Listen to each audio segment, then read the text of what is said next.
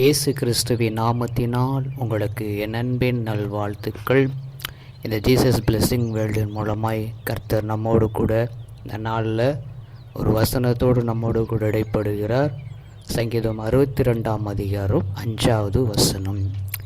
என் ஆத்துமாவே தேவனை நோக்கி அமர்ந்திரு, நான் நம்புகிறது அவராலே வரும்.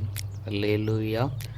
நம்ம என்ன நம்புகிறோமோ அது அவரால் வரும். அதனால் நம்ம தேவனை நோக்கி அமர்ந்திருக்கணும். மனுஷனை நோக்கியோ இல்லை பணத்தை நோக்கியோ இல்லை படிப்போ இல்லை மற்றதையும் நோக்கி நாம் அமர்ந்திருக்கும்போது நம்ம யாரை நம்புகிறோமோ அது மாதிரி தான் நமக்கு கிடைக்கும்.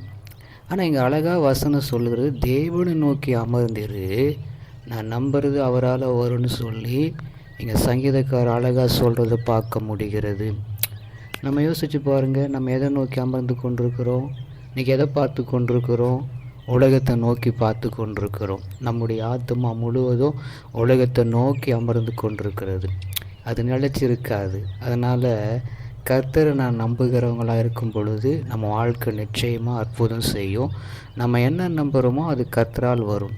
நம்ம ஜெபம் பண்ணுவோமா? அந்த வாக்குத்தத்தத்தின்படி எங்களை கிருபையாக நேசிக்கிற எங்கள் அன்பின் நல்ல தகப்பனே, உம்மை நன்றோடு ஸ்தோத்தரிக்கிறோம்.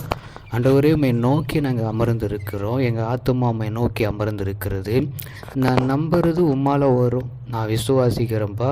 இந்த நாளை இந்த வேலையை நீங்கள் கொடுத்ததுனால உம்மை நன்றியோடு உம்மை ஸ்தோத்தரிக்கிறோம், துதிக்கிறோம். நடத்தி வந்த பாதைகளுக்காக நன்றி.